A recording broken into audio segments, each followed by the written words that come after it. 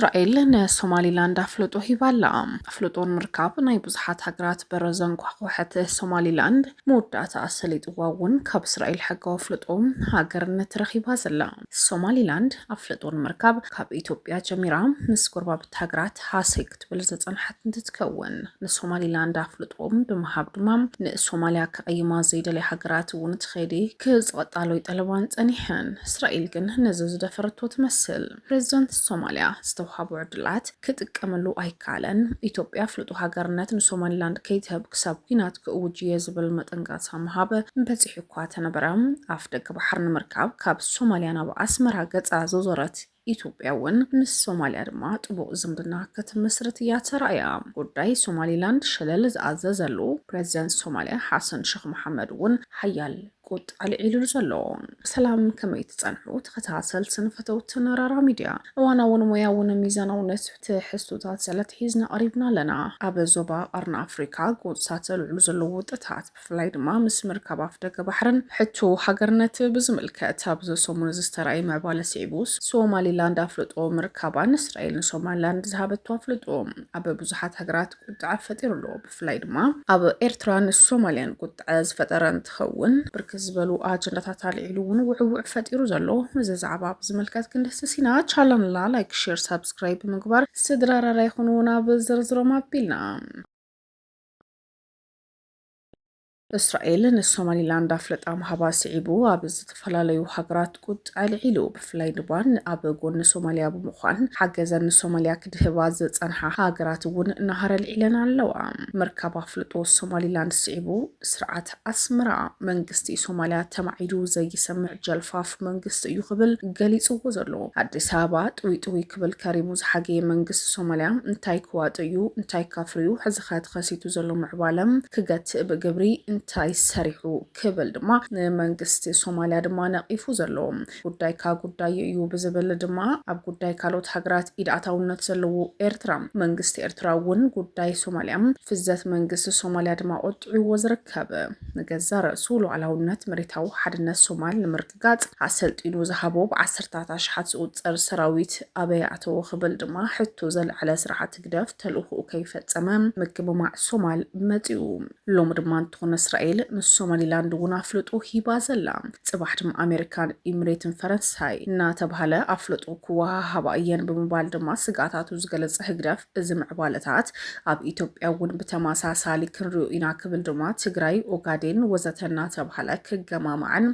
ኣፍልጦ ክረኽባ እየን ክብል ድማ ብቐጻሊ ትግራይ ኣፍልጦ ክትረኽበሉ ትኽእል ዕድል ሰፊሕ ስለዝኾነ ካብዚ ክንመሃር ኣለና ክብል መጠንቀቕታ ሓዘል ጽሑፍ ጠቂዑ ዘሎ ስርዓት ህግደፍ እቲ ሶማሊላንድ ዝረኸበቶ ኣፍልጦ ስዒቡ ፕሬዚደንት ሪፐብሊካን ሶማልያ ነበር መሐመድ ዓብዱላህ ፋርማጆ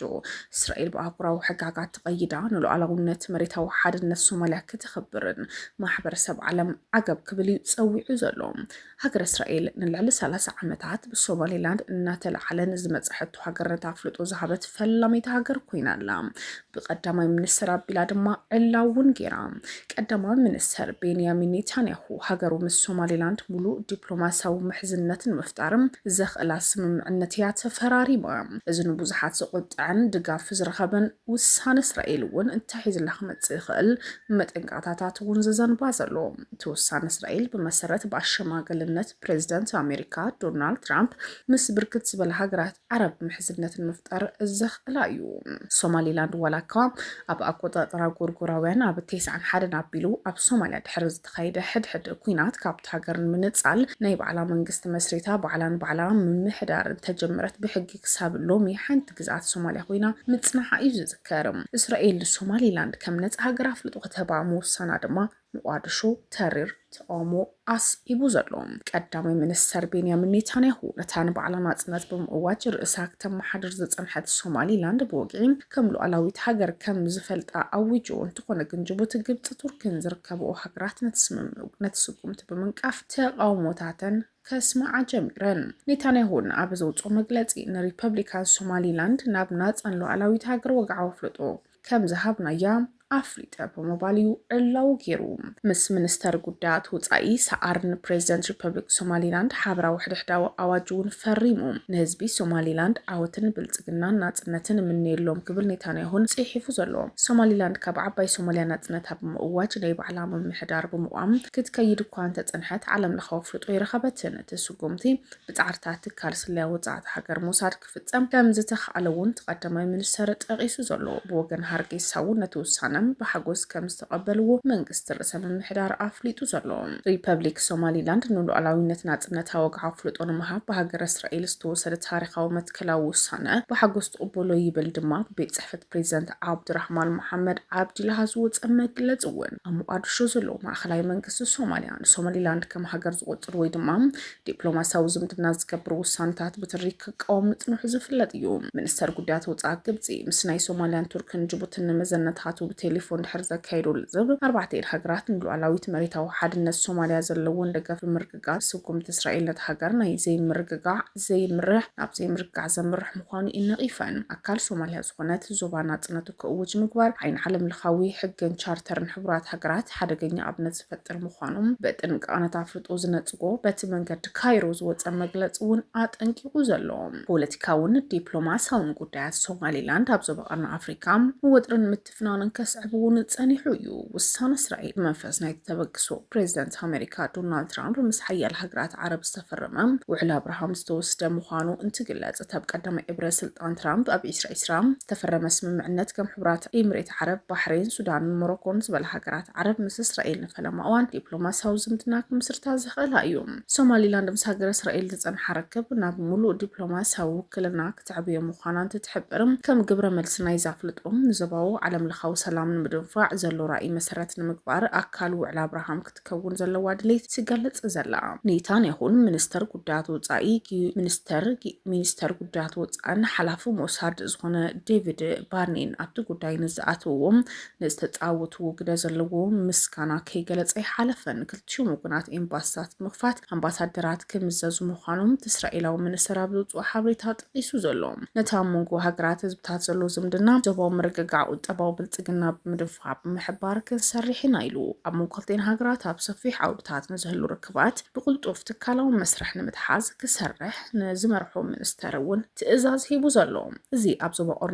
ዞባ ቀርኒ ኣፍሪካ ሓያል ወጥሪ ኣስፊኑ ዘሎ እስራኤል ንሶማሊላንድ ዝሃበቶ ኣፍልጦ ብቐጻሊ እንታይ ሒዙ ክመጽእ ይኽእል ዝብል ስጋት እውን አንቂሉ ዘሎ ምፍላጥ ኣፍልጦ ሶማልያን እስራኤል ተደጋጋሚ መጠንቀታታት ትህብ ዘላ እንትትከውን ናብ ዝተፈላለዩ ሃገራት ዑደት ከካይድ ዝጸንሐ ፕሬዚደንት ሶማሊያ ሓሰን ሼክ መሐመድ እውን ንሶማሊላንድ ትገብሮ ዝነበሮ ምንቅስቃስ ሸለል ብምውላዕ ድማ ኣብ ካልኦት ዛዕባታት ክጥምጠም ምጽንሑ እዩ ዝነገረሉ ዘሎ ገሊአን ሃገራት ከም ተደጋጋሚ ምስ መንግስቲ ሶማልያ ርክባት ክገብራ ዝጸንሓ ከም ኤርትራ ዝበለ ሃገራት እውን እንታይ ክገብር ጸኒሑ ዝሃብናዮ ሰራዊት እንታይ ይገብር ነይሩ ኣሰልጢናሉ ብርክት ዝበሉ ሰራዊት ኣሰልጢና ሂብና ለና ብምባል ድማ ኤርትራ እውን እንትኾነት ኣብ ዞባ ኤርትራ እውን እንትኾነት ኣብ ካልኦት ሃገራት ጣልቃ ብምእታው ሰራዊት ኣሰልጢንካ ክሳብ ምሃብ ምንቅስቃስ ከም ተካይድ ድማ ዕላው ጌራ ዘላ መንግስቲ ኢትዮጵያ ብዛዕባ ጠሚቱ ክሳብ ሕዚ ዝበሎ ነገር የለን መንግስቲ ኢትዮጵያ ብተደጋጋሚ ኣፍ ደገ ባሕሪ ንምርካብ ድማ ኣብ ዝሓለፉ ዓመት እውን ኣፍ ደገ ባሕሪ ንምርካብ እውን ካብ ዝሓለፈ ዓመታት ጀሚሩ ድማ ኢትዮጵያ ኣፍ ደገ ባሕሪ ክትረክብ ኣለዋ ብምባል ምስ ሶማሊላንድ ውዕሊ ኢትዮጵያ ናይ ሃገርነት ኣፍልጦ ንምሃብ ምስ ሶማሊላንድ ውዕሊ ተፈራሪሞም ምስ ሶማልያ ድማ ውጥጥ ምጽንሖም ዝርስዕ ኣይኮነን እስራኤል ነዚ ብምግባር ድማ ናይ ባዕላ ረብሓ ክትቀድም ምዃና ዝገለጸት እኳ እንትኾነት ሶማልያ ግን በዚ ጉዳይ እዚ ድማ ሓያል ወጥሪ እውን ሰፊንዋ ዝርከብ እዩ ራራ ሚድያ ጥበብ ይመርሕ